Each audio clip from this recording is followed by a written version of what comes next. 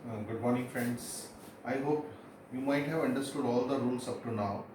अब तक जितनी भी चीज़ों में हमने बात की थी उसमें से ज़्यादातर सेंटेंसेस वो थे जिसके अंदर एक्शन नहीं होता था, और मैंने आपको अपनी वीडियोस के थ्रू बताया कि हर वो वाक्य जिसके अंदर क्रिया नहीं होती है उसकी इंग्लिश बनाने के लिए आपको 7 रूल्स पता होने चाहिए, जिसका नाम मैंने दिया 7 golden rules.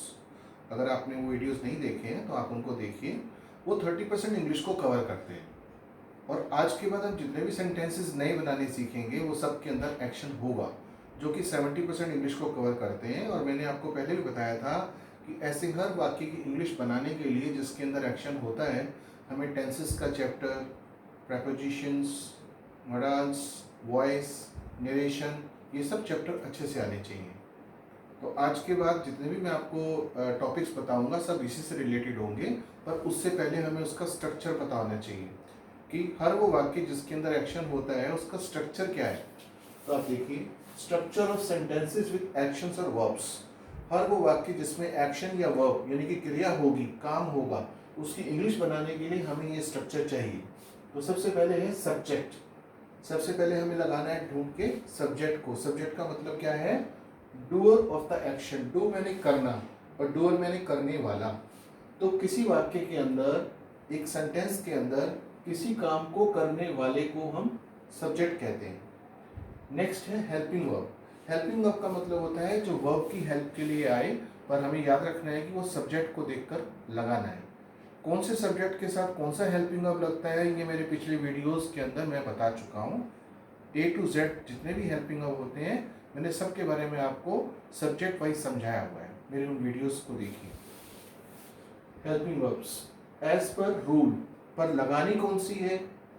Is am are के कॉम्बिनेशन में से लगाना है, या वॉज वर्ब में से लगाना है, या विल बी लगाना है, या हैज हैव लगाना है, हैड लगाना है, विल हैव लगाना है, विल बी लगाना है। ये सब चीज़ें डिपेंड करती हैं कि कौन सा रूल आ रहा है, जो मैं आने वाले टाइम में आपको बताऊंगा। उसके बाद है वर्ब फॉर्म। जब आप हेल्पिंग वर्ब लगा लेते हैं तो उसके बाद आपको वर्ब फॉर्म लगानी है, पर कौन सी फॉर्म लगानी है? फर्स्ट फॉर्म लगानी है। जैसे कि आपको पता होगा 3 फॉर्म्स होती हैं, first form, second form, third form, और एक आईएनजी फॉर्म भी होती है। तो गो, वेंट, गोन, गोइंग।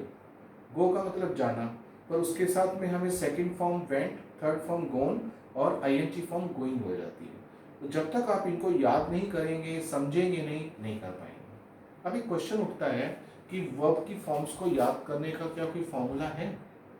नहीं, वर्ब की फॉर्म को याद करने का कोई लॉजिकल फॉर्मूला नहीं है, क्योंकि फॉर्म्स जो हैं वो रेगुलर इरेगुलर हो जाती हैं, यानी कि चेंज हो जाती हैं। कई बार तो आपको मिलेगी same form, cut cut cut, put put put, putting, cut cut cut, cutting, और कई बार ये चेंज हो जाती है। जैसे गो, वेंट, गोन, गोइंग, अभी बताया मैंने। राइट, रोट, रिटन, राइटिंग, ये भी चेंज हो गई है। और कई बार क्या होता है, दिखने में सेम होती है। जैसे पढ़ना, read, read, red, red, reading. अब यहाँ पर जब मैंने रीड, रेड, रेड बोला तो स्पेलिंग वही है जो रीड की है, R E A D, R E A D, R E A D, पर बोलते समय उसको चेंज कर देते हैं, रीड, रेड, रेड। तो इसमें हम लॉजिक नहीं ढूंढ सकते हैं, और जिस चीज़ में लॉजिक ना हो उसको उस तरह से नहीं समझा जा सकता, इसको रट्टा ही मारना पड़ेगा। तो मैं फिर दोबारा कह रहा हूँ कि फॉर्म्स को याद करने के लिए आपको रट्टा मारना पड़ेगा, पर कौन सी फॉर्म कब लगानी है वो that entirely depends upon rules. वो रूल के ऊपर डिपेंड करता है। तभी मैंने इस पर लिखा verb form as per rule. फिर है ऑब्जेक्ट। ऑब्जेक्ट का मतलब जब हम आमतौर पे लेते हैं तो हम लेते हैं नॉन लिविंग थिंग्स के लिए। अगर आप किसी से पूछिए कि ऑब्जेक्ट का मतलब क्या है, तो वो निर्जीव पदार्थों की बात करेगा, नॉन लिविंग की बात करेगा। पर ग्रामर की दुनिया में वो लिविंग भी हो सकता है, नॉन लिविंग भी हो सकता है, क्योंकि इसकी डेफिनेशन जो है ऑब्जेक्ट की वो है object for what purpose, destination etcetera. कि ऑब्जेक्ट जो है वो किस काम के लिए आ रहा है। अगर मैंने बोला कि मैंने रेखा को एक किताब दी, तो काम किसने किया? मैंने, मैं सब्जेक्ट हो गया। वर्ब कौन सी हुई? दी, वर्ब हो गया। अब सवाल ये है कि क्या दी, क्या चीज दी? किताब, तो किताब इसमें ऑब्जेक्ट है। उसके बाद है आपका टाइम। अगर सेंटेंस के अंदर कोई भी टाइम दिया हो, कल, परसों, शाम को, सुबह, 10 दिन बाद, 4 बजे, 2 घंटे पहले, ये सब टाइम में आता है और ये ऑब्जेक्ट के बाद लगाना है।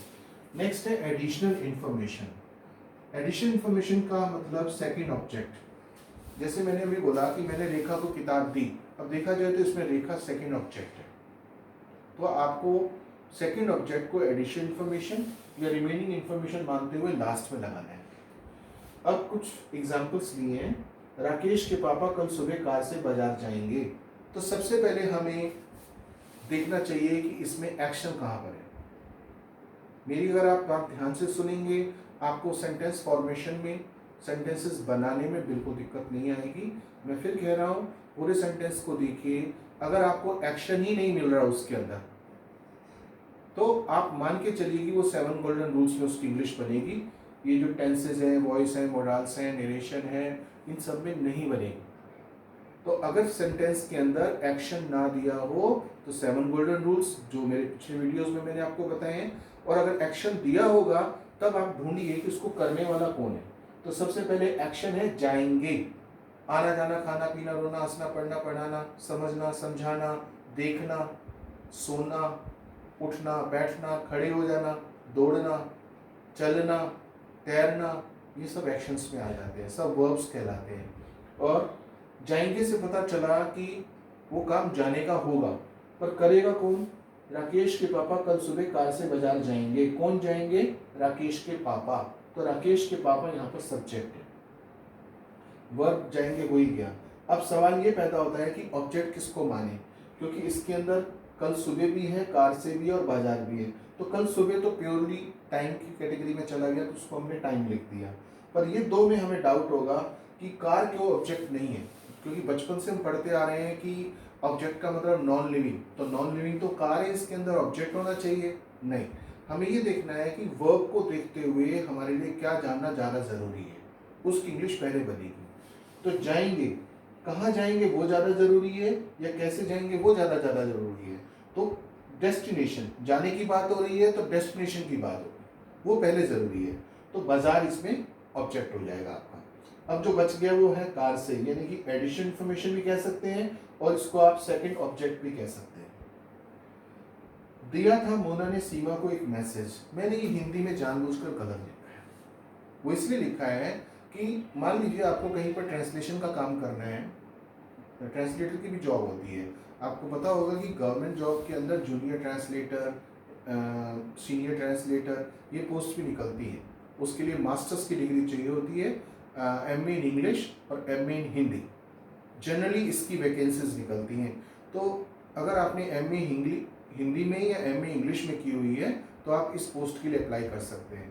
तो मान लीजिए थोड़ी देर के लिए आपको वो जॉब मिल गई, पर जो सामने जो कंटेंट है हिंदी का, क्या वो हर बार सही है? वो गलत भी तो हो सकता है। तो उस वजह से मैं आपको समझाने के लिए कह रहा हूँ कि मान लीजिए कि ये सेंटेंस मेरे सामने आ गया और मुझे इसको सेंटेंस फॉर्मेशन करना है। दिया था मोना ने सीमा को एक मैसेज, तो मैंने अभी थोड़ी देर पहले आपको बताया कि सबसे पहले वर्ब को ढूंढिए। वर्ब को ढूंढने के बाद आपका काम काफ़ी आसान हो जाता है।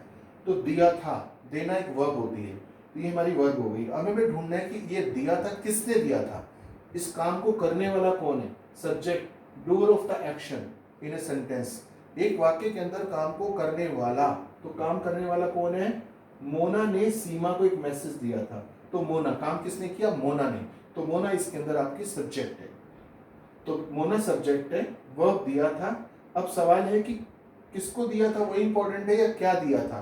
तो क्या दिया था? एक मैसेज, ये आपका ऑब्जेक्ट हो गया। और बाकी जो बच गया सीमा को एडिशनल हो गया। तो मैं फिर दोबारा से एक बार बताता हूँ। सब्जेक्ट का मतलब काम करने वाला, वर्ब होती है काम जिसको एक्शन बोलते हैं, उसके बीच में हमें हेल्पिंग वर्ब लगाना है। उसके बाद में हमें सब्जेक्ट, हेल्पिंग वर्ब, फिर ऑब्जेक्ट। ऑब्जेक्ट का मतलब मैंने अभी आपको बताया कि एक्शन इज फॉर व्हाट, उसकी प्रायोरिटी क्या है। इसको मैं समझाने के लिए मैं और एग्जांपल्स भी कोट कर सकता हूँ।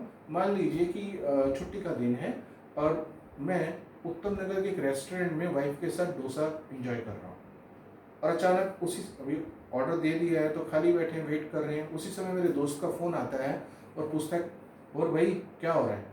तो मैं थोड़ा मस्ती के मूड में हूँ, मैं उसको बोलता हूँ कि मैं खा रहा हूँ। मैंने पूरी इन्फॉर्मेशन नहीं दी, मैंने सिर्फ उसको इतना बोला मैं खा रहा हूँ। अब सवाल ये है कि वो अगर मुझसे पूछेगा तो 3-4 पॉसिबिलिटीज़ बनती हैं क्वेश्चन पूछने की। पहली बात, कहाँ खा रहे हो? दूसरी बात, किसके साथ खा रहे हो? तीसरी बात, क्या खा रहे हो? तो अगर खाने की बात हो रही